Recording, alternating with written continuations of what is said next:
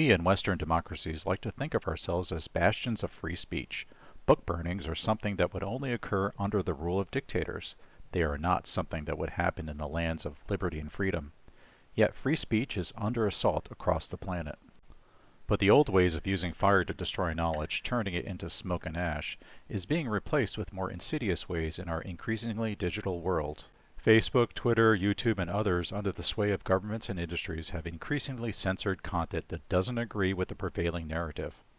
Under the guise of misinformation, nameless and faceless so-called fact-checkers decide what is true and what isn't. With a click of a button, any information that doesn't conform to government and pharmaceutical judgments is digitally burned out of existence. Everyone is at risk. An average Joe, journalists, politicians, scientists, doctors have been and are being targeted for censorship. No one is safe if they don't blindly obey the leadership. The British Medical Journal is one of the oldest and generally well-respected medical journals in the world. In November of 2021, they published a whistleblower article detailing major Pfizer COVID vaccine trial issues. The investigation was titled COVID-19 Researcher Blows the Whistle on Data Integrity Issues in Pfizer's Vaccine Trial. It was quite a shocking article outlining some very serious accusations.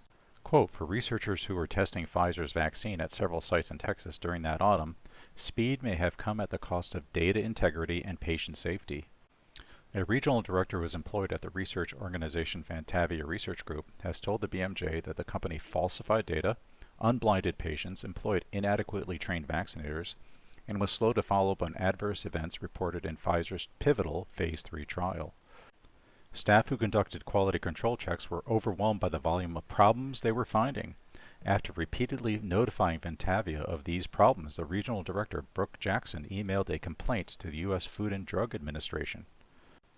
Vantavia fired her later that same day. Jackson has provided the BMJ with dozens of internal company documents, photos, audio recordings, and emails. I urge everyone to follow the link below and read the article. Unsurprisingly, this investigation was not broadly reported by the corporate media or acknowledged by governmental organizations. Despite the seriousness of the article, it was largely ignored.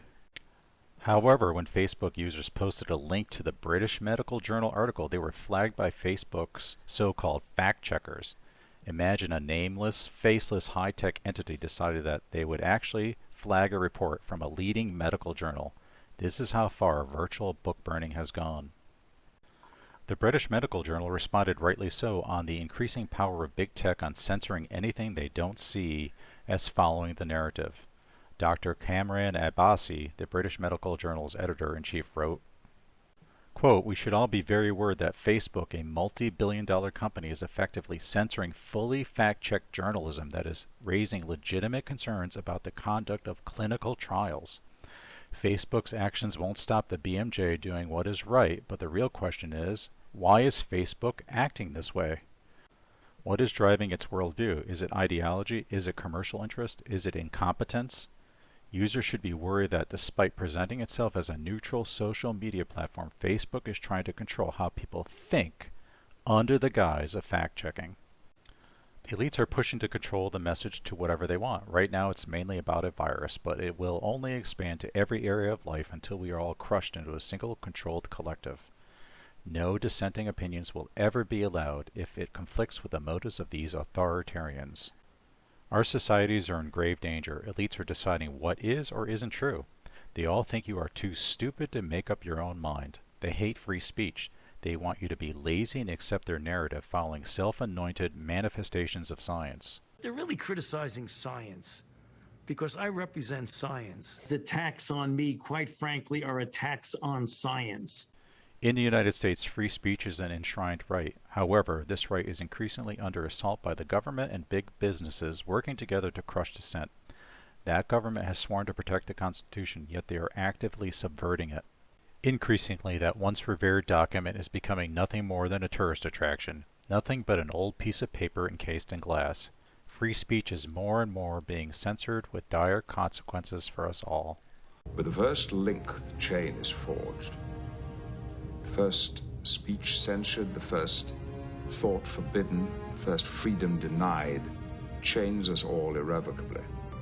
The first time any man's freedom is trodden on, we're all damaged.